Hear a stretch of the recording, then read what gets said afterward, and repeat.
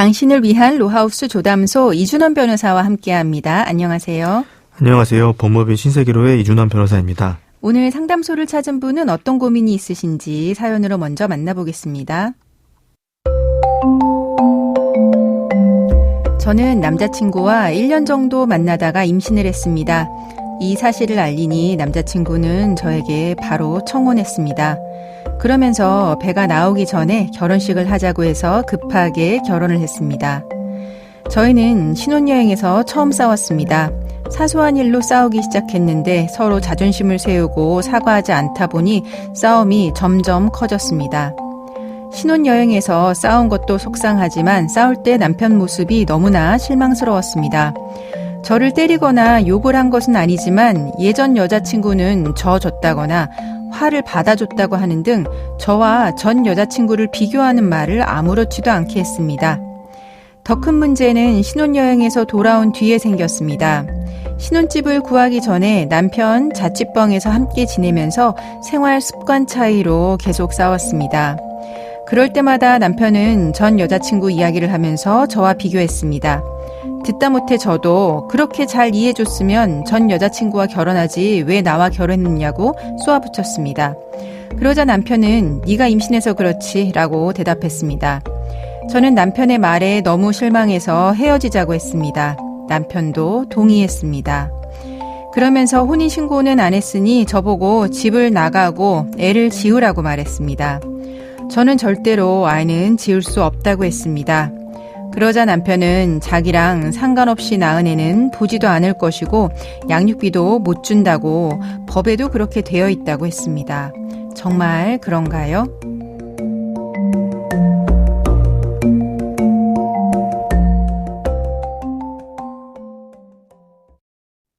조인석 변호사의 상담소, 임신을 해서 결혼했지만 얼마 안 돼서 이혼을 결심한 아내의 사연이었습니다. 연애와 결혼은 많이 달라서 신혼여행에서 싸우는 분들 정말 많으시더라고요. 이준원 변호사도 많이 만나봤죠? 네, 아무래도 성인이 될 때까지 서로 다른 환경에서 살아왔기 때문에 이런 경우가 많이 있는 것 같습니다. 이런 경우에 서로 다르다는 걸 인정하면서 조금씩 양보를 하면 좋을 텐데 많이 안타깝습니다. 네. 지금 사연자분은 신혼여행 때부터 부부싸움이 계속됐고 그러다가 남편한테 실망해서 헤어지기로 결심하신 것 같습니다. 이런 경우에 사연자분의 경우 혼인이 어떻게 정리가 될까요? 네, 남편이 자신을 전 여자친구와 비교하고 상처 주는 말을 아무렇지 않게 하는 모습을 보고 사연자님이 많이 실망하신 것 같습니다. 네. 일단 사연자님의 경우는 아직 혼인신고를 안 하셨다고 하시니까 사실혼이신 상황이고요. 네. 사실혼은 부부 중 일방이 사실혼 관계 종료 의사를 표시하면 종료되기 때문에 이 혼인을 끝내겠다는 사연자님의 의사가 확고하시고 남편에게 이 점을 명확하게 밝히고 집을 나가신다면 별다른 절차 없이 사실혼은 정리되게 됩니다. 네, 그러니까 혼인신고를 한 경우에는 협의 이혼이든 재판상 이혼이든 조정 이혼이든 이렇게 법적 절차를 거쳐야 되지만 사실혼 같은 경우에 끝내는 경우에는 그냥 우리 사실혼 끝났다 이 한마디면 된다는 이야기인 거죠. 네, 그렇습니다. 네. 하지만 이렇게 사실혼은 그냥 정리가 된다고 하더라도 재산 분할이나 위자료 이런 다른 절차는 남아 있죠. 네, 사실혼의 경우에도 만약에 상대방에게 유책 사유가 있으면 위자료를 청구할 수가 있고 청산해야 할 부부 공동재산이 있으면 재산 분할도 청구할 수 있게 되는데요. 네. 이 사연은 결혼하시고 신혼여행을 다녀오신 직후에 사실혼 관계가 끝나서 상당히 단기간에 혼인이 파탄된 것 같습니다. 네. 이렇게 혼인이 단기간에 파탄되면 부부 공동재산이 형성될 만큼 충분한 시간이 지났다고 보기는 어렵기 때문에 따로 재산 분할은 하지 않고 서로 혼인 과정에서 지출한 비용이나 구입한 물건들을 서로에게 원상 회복해주는 것으로 재산을 정리하게 됩니다. 구입한 물건들을 부부 공동재산으로 보는 게 아니라 구입한 사람의 소유라고 보기 때문에 서로에게 돌려주는 것으로 원상 회복을 하는 것입니다. 그리고 혼인의 성립을 조건으로 주고받은 예물과 예단도 서로 반환하게 됩니다. 네, 그렇군요. 그러면 만약에 사연자분이 예물이나 예단을 받았다라고 하면 이거 모두 반환해야 하는 걸까요? 네, 사연자님이 받으신 예물이 있다면 반환하셔야 합니다. 네. 그런데 반환하지 않을 수 있는 예외적인 경우도 있긴 합니다. 만약에 상대방이 유책자인 경우에는 상대방에게 혼인 예물 예단의 반환을 청구할 권리가 인정되지 않습니다. 소송에서 혼인 파탄의 책임이 상대방에게 있다고 인정된다면 반환하지 않으셔도 됩니다. 그러면은 이제 상대방의 폭언이나 뭐 부정행위, 뭐 폭행 이런 걸로 파탄이 됐다라고 하면 그때 내가 받은 예물 뭐 이런 거를 돌려주지 않아도 된다는 이야기인데요. 사연 같은 경우는 남편이 때리거나 욕을 한 건 아닌 것 같습니다. 하지만 이 상처 주는 말을 아무렇지도 않게 한 거는 있는 것 같아요. 심지어 뭐 이혼 이야기를 했더니 아이도 지우라라고 이렇게 이야기한 거 있는데요. 이 정도 가지고 남편이 이제 유책성이 있다라고 인정될 수 있을까요? 사실 이 사연에서 남편의 유책성이 인정되는 것은 쉽지는 않을 것 같습니다. 물론 남편이 사연자님에게 실망스러운 한 말을 한 것은 맞습니다. 네. 그러나 이 정도의 말이 혼인 파탄의 원인이 되느냐는 조금은 다른 문제일 수도 있습니다. 네, 그렇죠.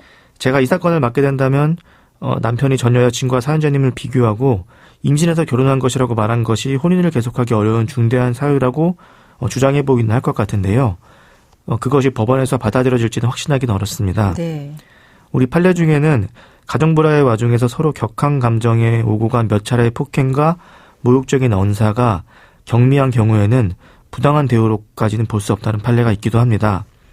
그리고 남편이 저런 말을 했다는 것을 이제 입증을 해야 하는데 남편이 하는 말을 녹음이라도 해놓지 않는 이상은 입증하는 데도 어려움이 있을 것으로 보입니다. 네, 그렇군요. 그러면은 사연자분 지금 임신 중입니다. 아이는 어떻게 되는 걸까요? 사연자님 부부가 혼인신고를 안 하셨기 때문에 아이는 혼인 후에 출생자로 되게 됩니다. 아이를 남편의 친생자로 인정되도록 하려면 남편이 아이를 인지하는 절차를 거쳐야 합니다. 그러면은 남편이 아이를 친생자로 인정하지 않는다면 이제 사연자님 입장에서 할 수 있는 조치 있을까요? 네, 이 사연을 보면 남편이 애를 지우라고 하고 애를 낳아도 양육비를 안 주겠다고 하고 있어서 남편이 아이를 임의로 인지하는 걸 기대하기 어려운 상황인 것 같습니다. 네, 그렇습니다. 이런 경우에는 남편을 상대로 인지청구의 소를 제기해서 판결로 인지를 할 수밖에 없습니다. 인지청구의 소를 제기하면 재판 중에 유전자 검사를 하고 그 결과로 인지 판결이 선고되게 됩니다.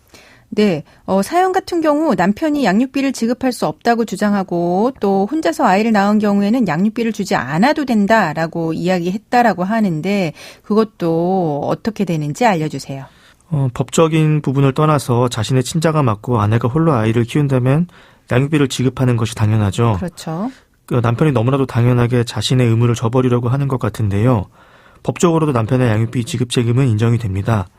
남편이 아이를 인지하지 않는다면 빨리 인지청구의 소를 제기해서 남편과 아이의 부정행위를 인정받으신 다음에 양육비를 청구하시면 될 것 같습니다. 네, 그럼 지금까지 상담 내용을 정리해 보자면 사연자분의 경우 남편에게 사실혼 종료 의사를 밝히고 집을 나가면 사실혼이 정리가 되게 됩니다. 이런 사실혼 같은 경우에 끝나는 경우 구입한 물건을 서로에게 돌려주는 원상회복 절차로 마무리되는데요. 사연자분이 받은 예물이나 예당 같은 경우 기본적으로 반환해야 하지만 남편이 유책자인 경우에는 반환할 필요가 없습니다. 하지만 사연자분 사연 같은 경우는 남편이 실망스러운 말을 했다는 것만으로는 남편의 유책성이 인정되기는 쉽지 않아 보이고요. 이런 경우 사연자분의 경우 아이는 혼인 외에 출생자가 되고 남편이 아이를 인지하는 방식으로 남편의 친생자로 인정이 됩니다. 만일 남편이 아이를 인지하지 않는다라고 하면 인지청구 소송을 통해서 인지받고 양육비 받으실 수 있다라고 하는 거 알려드렸습니다. 지금까지 법무법인 신세계로의 이준환 변호사와 함께했습니다. 감사합니다. 조인섭 변호사의 상담소는 유튜브와 홈페이지를 통해서 다시 듣게 하실 수 있습니다. 궁금한 점이나 건의할 사항이 있으면 홈페이지 상담 게시판에 글 남겨주세요. 법무법인 신세계로에 따로 연락을 주셔도 좋습니다.